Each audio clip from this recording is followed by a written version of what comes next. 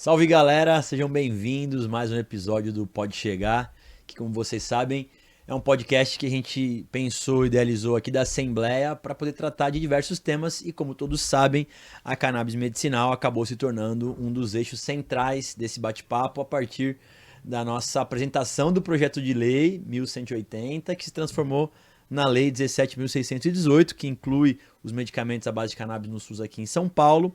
E para tratar desse tema, um parceiro que eu até falei para ele, eu achava que ele já tinha vindo aqui, de tão presente que ele é, cara. Bruno Pegoraro, vou apresentar ele para vocês logo mais, mas antes eu quero agradecer muito a gentileza dele estar mais uma vez aqui ajudando a gente nesse movimento. Valeu, Caio. Estamos aqui à disposição para falar um pouco aí sobre o tema cannabis. É isso, Bruno é formado em gestão ambiental com especialização em ciências políticas e relações governamentais, é cofundador e presidente do Instituto Ficus, que tem a missão de impulsionar a inovação e o avanço das políticas de produtos naturais com valor terapêutico, como cannabis, cânhamo e psicodélicos. É também, aí me interessa muito, um dos idealizadores da primeira frente parlamentar de cannabis e cânhamo aqui da Assembleia, cujo trabalho teve inicialmente o nosso parceiro, ex-deputado estadual, Sérgio Vitor, como presidente, hoje nosso prefeito de Taubaté. Um abraço ao Serginho, desejando boa sorte para ele lá. Função essa que eu tenho o prazer de, nos últimos 3 anos, estar à frente, em parceria com o Instituto Ficus, como agente técnico aí, produtor dos nossos trabalhos. Bruno, para começar, queria que você contasse para a gente como é que nasceu a ideia do Instituto Ficus e efetivamente qual a missão do Instituto dentro dos parlamentos e de órgãos governamentais. Bom, Caio, desde 2019 a gente vem olhando para a pauta de cannabis aqui no Brasil, né? E a gente entendia que a pauta, para avançar, a gente precisaria fazer uma incidência política, porque a gente tinha várias dificuldades regulatórias, né? Então a gente pensou, a gente até no começo pensou em uma associação, tal. Aí eu falei, a gente olhou muitos modelos que tinham em outros países, né? E falou, não, precisamos fundar um instituto onde a gente consiga trazer dados e informações para que a gente consiga cada vez mais avançar com a regulamentação aqui no país. Primeiro a gente surgiu com o Instituto de Pesquisas Sociais e Econômicas da Cannabis, que depois veio a se tornar o Instituto Ficus, mas a ideia era essa, era a gente fazer essa incidência política e trazer dados e informações para que a gente conseguisse avançar com a regulamentação da cannabis e de outros produtos naturais. E a ideia da frente parlamentar, ela teve o seu incentivo mesmo? Você foi um dos idealizadores lá atrás? Sim, na verdade assim, eu vinha olhando muito o que vinha acontecendo em Brasília com outras frentes parlamentares. A frente parlamentar do agro, a frente parlamentar do livre mercado, via que tinha institutos por trás dessas frentes, né? Então, por exemplo, atrás da frente parlamentar a gente tem o IPA, né? E aí foi uma ideia da gente fazer essa frente parlamentar.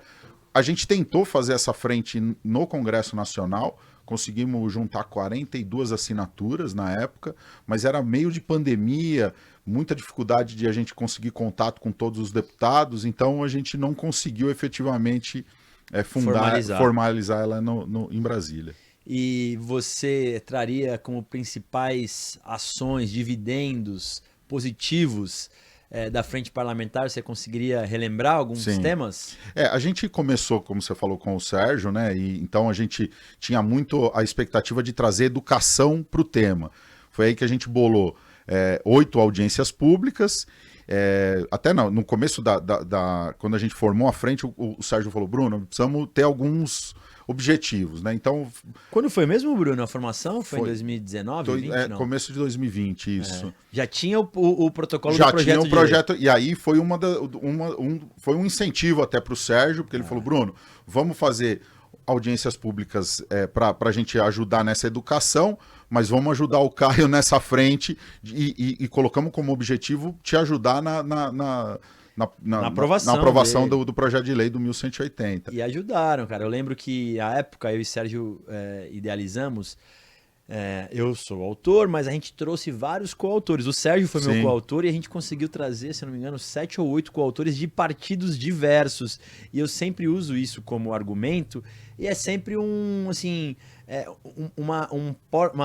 abre-alas bom para você chegar a uma conversa e falar, eu tô com PL, PT, PSOL, Novo e tudo mais aqui protocolando esse projeto. Mas como assim? Que projeto é esse que reúne tanta gente que pensa diferente, né? Sim. Então, acho que foi muito importante esse movimento. E depois veio também a ideia nossa de fomentar através do edital de emendas, que hoje é também um caso de sucesso, né? Eu acho que a Bruno? gente tem boas, alguns marcos aí com relação à frente. Tem esse começo das audiências públicas e a gente transformar isso num movimento suprapartidário, Excelente. tanto que também à frente foram 12 partidos diferentes que assinaram, né? A gente tem, eu lembro de dois casos bem emblemáticos, um na Comissão de Saúde que a Patrícia participou. Sim. E a gente conseguiu até mudar alguns votos lá de alguns deputados conservadores, né? Bem lembrado. Teve também o episódio do colégio do colégio de comissões, Congresso de Comissões, que a gente também Tenso. trabalhou, ligou para deputado e fez um trabalho ali para ser aprovado. E aí você e o Sérgio trabalharam muito bem nisso. Acho que é legal a gente trazer esse bastidor, porque Sim. eu lembro Foi um que dia marcante para mim, estava bem tenso aquele dia. A Kiki ajudando, o seu gabinete isso. trabalhando, foi bem intenso e conseguiu aprovar. Então, acho que esses foram marcos bastante relevantes. Mas eu acho que depois, agora, quando você assumiu a frente parlamentar, essa questão da gente trazer emendas para fomentar isso trouxe uma velocidade diferente para o tema. E eu acho que veio num momento importante, porque a gente vem avançando, então essas emendas têm ajudado muito em diversas temáticas, né? Medicinal, industrial, eu acho que E estamos no terceiro ano consecutivo, né? Começamos com R$500 mil, Bruno. Ano passado foi R$1 milhão e esse ano o grande anúncio é de R$1,5 milhão para financiar projetos. Então, Bruno, que esse ano terá uma posição diferente ali também, ajudando a gente a decidir os projetos que serão contemplados.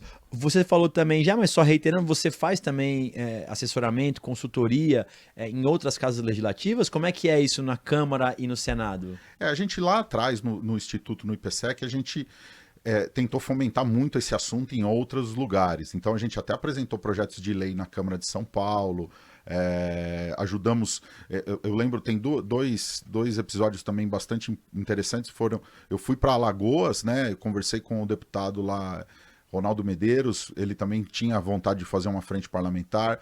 No Maranhão também, a gente conversou com um deputado lá, que agora me fugiu o nome, mas um deputado que fundou também uma frente parlamentar no Maranhão. Mas nosso trabalho é muito Brasília, né, Caio? Claro que São Paulo acaba sendo sempre um modelo, né? E é muito importante esse movimento que a gente fez aqui, mas Brasília é o foco principal e é onde a gente mais atua hoje em Brasília. E qual o clima, Bruno? Eu sei que tudo em Brasília, né? Claro, convivo, mas não tenho assim essa noção diária lá. São 513 deputados, então é claro que assim o que a gente tem aqui, 94 deputados, você junta 3, 4, 5 deputados, já consegue fazer um movimento considerável na casa. Lá é mais difícil isso? O tema ainda sofre muita resistência? Ou tem muita gente boa lá também, disposta, mas que acaba não ecoando? Bom, você sabe que a construção política é demorada e é difícil, e o tema é delicado, né? A gente tem trabalhado muito a questão do cânhamo lá e está sendo muito mais aceita do que a gente falar de cannabis. A gente tem dois PLs principais que a gente gosta de falar, que é o PL da Mara Gabrilli, né, que está no Senado, e o 399 também que está parado na Câmara dos Deputados. São dois PLs que tratam do tema como um todo. Mas a gente vem fazendo muita interlocução com a Frente Agro, né? Eles já têm um entendimento, inclusive tem uma posição do Lupion até pública na Folha de São Paulo. Ele se demonstrou bastante a favor do plantio do cânhamo no Brasil. Lupion, só para atualizar, quem é um deputado que é o presidente da... É o presidente da Frente Parlamentar do Agro, que é uma frente muito forte, muito né? forte no Congresso. Então a gente tenta muito esse diálogo com eles, e eu acho que a gente tem uma perspectiva boa dentro do Congresso a partir da temática do cânhamo como avanço. Bom, já falando sobre o cânhamo, então no ano passado o Instituto lançou um relatório do cânhamo, a commodity do futuro, com o apoio da Embrapa. Eu tive aqui com a Daniela também, que é uma querida, sim, conhece muito. Queria que você pudesse falar sobre os principais destaques desse estudo. Tá. Esse estudo tem a finalidade da gente trazer um planejamento, um planejamento estratégico para a regulamentação do cânhamo no Brasil, né? É um produto que a gente fez principalmente para os reguladores ali, olhando numa perspectiva de um cenário futuro, né? Então, que a gente fez desse relatório? A gente fez a primeira parte, que exploramos o que é o cânhamo e os potenciais e as aplicabilidades do cânhamo. E a segunda parte, nós fizemos um mapeamento de riscos, né, de desafios e riscos da regulamentação do cânhamo, do mercado de cânhamo no Brasil. A partir desses riscos, a gente criou 4 cenários para o desenvolvimento do cânhamo no Brasil. E aí, nos riscos, o que a gente mapeou? Os 2 principais, que é apoio governamental, que aí no fim aqui esse trabalho da frente parlamentar de destinar emendas é muito importante. Perfeito. E a demanda interna, que a gente hoje está bastante consolidada a demanda do cannabis medicinal, mas a gente entende que pode ampliar esses usos industriais para têxtil e alimentos, né? Então, a partir desses 2 principais riscos que a gente mapeou, a gente criou esses cenários. Então, criamos um cenário que a gente olha como o melhor, que é um bom apoio governamental, um alto apoio governamental e uma alta demanda interna. E o mais desafiador, que é baixo apoio governamental e baixa demanda interna, por talvez preconceito com o tema e tal, mas que mesmo com esse cenário que a gente enxerga como o pior, ainda teria um cenário de produção de cânhamo no Brasil. E Bruno, se você tivesse que enquadrar a atual realidade nesses cenários hipotéticos apresentados pelo relatório, em que fase que você colocaria a nossa atual situação? Olha, a gente está agora numa situação que a pior possível, que não tem uma regulamentação. A gente vem trabalhando isso muito em Brasília, né, Caio? Porque assim, a partir do IAC, da decisão do STJ, né, de autorização do plantio do cânhamo, a ministra define o plantio para fins medicinais. O que a gente briga muito agora em Brasília é para que isso seja ampliado para fins têxteis, alimentos, fibras, né? Então, o Brasil, como um grande produtor agrícola, não pode ficar de fora desse mercado bilionário que já vem crescendo em outros países. Então, o Brasil, a gente briga muito para que essa decisão e essa regulamentação amplie para vários usos do cânhamo. Só para a gente poder, eu sei que esse assunto vai longe, mas sua expectativa, porque o governo federal empurrou para setembro, eventualmente, a decisão final sobre isso. A sua expectativa é boa para essa regulamentação mais ampla? Olha, é difícil de falar, Caio, porque assim, a gente tem uma interlocução, faz uma interlocução junto com o Poder Executivo, a gente até fez uma nota técnica para dar um amparo jurídico para que o governo possa fazer essa regulamentação ampla, não fique só restrita ao medicinal. Então, a gente tem uma sinalização por parte do governo ainda bastante nebulosa do que vai ser feito com relação a isso. Porque a gente entende ainda que é um tema bastante espinhoso. A gente vê que o governo tem, às vezes, uma dificuldade de tratar temas que tenham uma delicadeza, isso, e possa trazer algum prejuízo para a imagem do governo. Mas por isso que esse movimento educacional é muito importante para a gente mostrar o que é o cânhamo, o que é cannabis, sativa e tal, para que a gente consiga ampliar essa regulamentação. Mas eu entendo, Caio, que se a gente tiver uma sinalização por parte dessa frente parlamentar do agro, ou até mesmo de um perfil mais conservador dentro do Congresso... É uma sinalização muito boa. Aí é uma sinalização boa que a gente pode avançar. Acho que só também reforçando o que você falou, e talvez o grande erro do Congresso seja tratar esse tema como um tema de costumes, né? E não de saúde, de ciência. Perfeito. E talvez aí mora a principal missão nossa de irradiar informação para que eles possam se basear. Bruno, você foi uma das primeiras pessoas que eu conheci que faz essa divisão temática dentro do universo canábico, né? Perfeito. O medicinal o industrial e, eventualmente, para o uso adulto. Para quem tem dúvida sobre o que é o cânhamo industrial, de que forma que você definiria? Bom, é interessante a gente falar que cânhamo é cannabis, né? A planta é a mesma, é a cannabis sativa. O cânhamo é uma definição jurídica da planta que tem baixos teores de THC, ou quase nada de teor de THC. Então, aqui no Brasil, na decisão do STJ, o cânhamo que é a cannabis sativa com menos 0,3 de THC nela, né? Então, o cânhamo é isso, né? Ele tem outros canabinoides, mas o THC, que é a substância psicoativa, ele tem baixos níveis. Nesse caso, então, do ponto de vista medicinal, produto basicamente isolado, o CBD? Não, na verdade ele pode até pode conseguir trazer, porque ele acaba tendo um percentual baixo de THC, daria para você fazer o full spectrum, né? Mas eles são com baixos níveis, né? Então, o que traz um pouco mais de segurança aí, talvez, para os legisladores. E você acredita que essa separação de cannabis medicinal e do cânhamo, nesse momento, por exemplo, acaba ajudando, porque se existe o preconceito, ele acaba advindo principalmente por conta dos efeitos psicotrópicos, onde o THC é o grande responsável. Sim. Você diria que esse argumento é um argumento que corrobora com as suas andanças no Congresso? Sim, não, com certeza.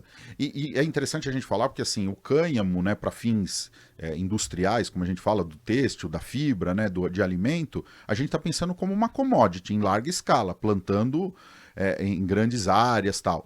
Para fins medicinais, a gente precisa ter esse controle mesmo, porque a gente está falando de IFA vegetal, né? De algo que vai ser consumido como medicamento, e isso precisa ter um controle, né, Caio? Sim. Ô, Bruno, o relatório feito, ele traz alguma análise, vamos dizer, no melhor dos cenários, sobre capacidade de geração de emprego, de arrecadação para os próprios estados, para os entes federativos? Dá para ter uma percepção sobre isso? Não, nesse relatório a gente explora muito esse cenário futuro a partir do que eu te falei dos riscos. Então, por exemplo, a gente falar da alta demanda interna e autoajuda do governo, né, autoapoio governamental, nós estamos pensando em aumento de empregos, estamos pensando em produtos de valor agregado. Então, por exemplo, o governo ajudou em pesquisas para transformar, fazer um bioplástico, por exemplo. Então, a gente sai só de uma produção de uma commodity, mas de uma produção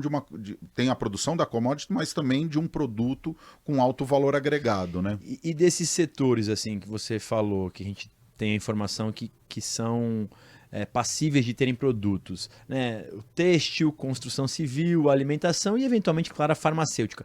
Qual desses que você diria que está mais preparado para poder recepcionar os produtos à base de cannabis, né, cânhamo? Hoje, pensando assim na demanda interna que a gente tem do medicinal, com certeza é um medicinal, né? Então, tendo em vista todo esse movimento que já foi feito através do medicinal, eu acho que para os outros usos, né, para alimento, têxtil, a gente vai ter ainda uma curva para a gente conseguir fomentar e montar toda essa cadeia produtiva, né? Então temos um desafio, por isso é tão importante o apoio governamental para a gente criar essa cadeia produtiva aqui no Brasil. Perfeito. Brunão, falado de cânhamo e do relatório que vocês já fizeram, eu sei que vocês estão programando um novo relatório. E aí esse, claro, me interessa para além de tudo, porque trata bastante sobre a cannabis medicinal no SUS. Sim. Queria que você pudesse falar a respeito de como é que isso está, qual vai ser o caminho que vocês devem seguir, se a lei estadual aqui de São Paulo pode se tornar uma referência de padrão para vocês poderem acompanhar outros estados. Como é que está isso? Bom, a gente está fazendo um mapeamento dos estados, né? A gente está aí já na fase de terminando esse mapeamento, né? E aí eu até anotei alguns dados aqui que eu acho interessante a gente trazer, né? Hoje, 2/3 dos estados aqui no Brasil têm lei de acesso, né? Então, 77% da população brasileira tem essa lei de acesso. A gente agora vai entrar nessas leis, entender como está funcionando. Qual é o fluxo disso? Qual é o fluxo disso? Bom, dos outros 9 estados, 8 já têm projetos de lei para fornecimento, só um que não tem. Qual é? Que é o Ceará. Puxa vida. O Ceará ainda não tem, eu acho que vale... Vamos arrumar um deputado estadual para poder... Exato. Corajoso para poder pautar. Daqui a pouco nós estamos fazendo uma lei nacional sem precisar do Congresso, Exato, cara. É basicamente isso, né? Bom, a gente trouxe um dado aqui importante, que eu achei importante a gente falar. 83% das leis que foram sancionadas no Brasil foram pós-São Paulo. Perfeito.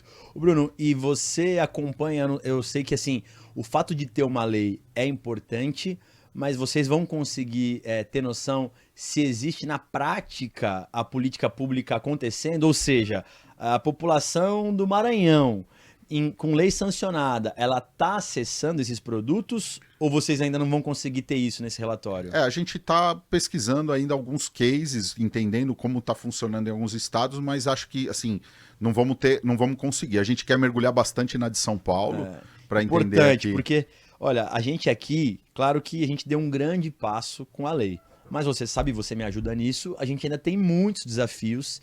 E o principal desafio é poder garantir que mais pessoas acessem esses produtos.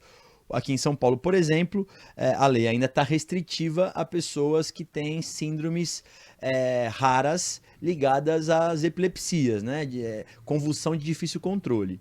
E a nossa ideia é poder ampliar para dor crônica, para autismo, dentre outras tantas. Você acha que é possível que a gente consiga, através do próprio Instituto, ter ainda mais argumentos e evidências que nos ajudem nessa missão? Não, com certeza. Eu acho que assim, a gente, é o que eu falo, a nossa missão como Instituto é democratizar o acesso ao produto de cannabis para quem precisa, né? Então, a gente trabalhar essa frente, né, Caio, a gente ampliar esse acesso é super importante. E aí eu acho que a gente precisa buscar nessa ampliação desse acesso a democratização, porque tem muita gente acessando via farmácia, muita gente acessando via associações, que a gente vê como um acesso importante também.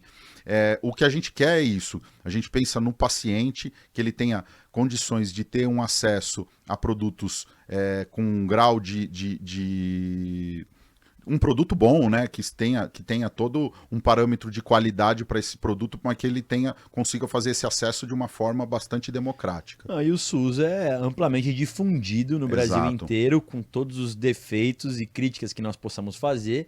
É claro que um grande uma ferramenta, né? guardião aí da saúde de muitos brasileiros, principalmente daqueles que mais precisam. Então, você permitir esse tipo de tratamento na saúde pública é um grande avanço e nós vamos continuar nessa luta. A gente não falou muito e nem vamos nos prolongar nisso, mas eu tenho muita curiosidade, eu sei que você é um grande incentivador a respeito dos psicodélicos. Perfeito. Como é que isso aqui funciona no Brasil hoje e quais são as perspectivas num curto espaço de tempo, Bruno? É importante, a gente também está agora numa trilha para lançar um relatório sobre a psilocibina, né, que é uma substância que vem do cogumelo, que hoje existem 2 estudos clínicos, um nos Estados Unidos e um no Reino Unido, bastante avançado, né, com boas perspectivas de aprovação. Isso vai trazer uma segurança para a gente começar a falar mais do tema aqui. A psilocibina hoje ela vem sendo muito falada para a saúde mental, e aí um dado importante para a gente trazer, né, 15% da população tem depressão, principalmente mulheres, e 1/3 não respondem a nenhum medicamento convencional. Então a psilocibina pode ser uma ferramenta aí para ajudar nesse trabalho de saúde mental. E aí a gente quer trazer agora, um próximo relatório vai ser um relatório sobre psilocibina e saúde mental, onde a gente tem um apoio aí de alguns cientistas. Quais países que já tem isso mais difundido? Não, ainda não tem nenhum medicamento regulamentado. A gente quer trazer essa discussão para o Brasil, porque a gente vê isso, é uma pauta ainda bastante para ser discutida, mas a gente tem uma boa perspectiva aí em cima desses 2 estudos, e aí a gente pode trazer aqui para o Brasil para a gente discutir. Bruno, eu sempre faço o encerramento do nosso bate-papo perguntando para o meu convidado quais são as perspectivas dele para os próximos 5 anos a respeito do tema. E aí queria que você pudesse, muito à vontade, ou separando nas suas 3 vertentes que você faz, ou juntando numa só, para a gente poder ter uma avaliação sua sobre os próximos 5 anos aqui no Brasil. Eu acho que as duas pautas, cânhamo industrial e medicinal, eu acho que a gente tem boas perspectivas de avanço nessa regulamentação. E aí, como eu te falei, eu acho que a gente precisa buscar essa melhor regulamentação. E dentro do nosso regulatório, inclusive do cânhamo, a gente põe lá 50 recomendações regulatórias, importante, de apoio a pequenos agricultores. Tem muitas recomendações aí, eu faço até uma provocação aí para depois o público ir lá no nosso site e olhar. O site do Instituto Ficus. Como é que é? É www.institutoficus.org. Tem também na nossa página do LinkedIn, do Instagram também. Eu acho que esses 2 mercados a gente tem grandes possibilidades de avanço agora nesses próximos 5 anos. A questão do uso adulto ainda é um tabu.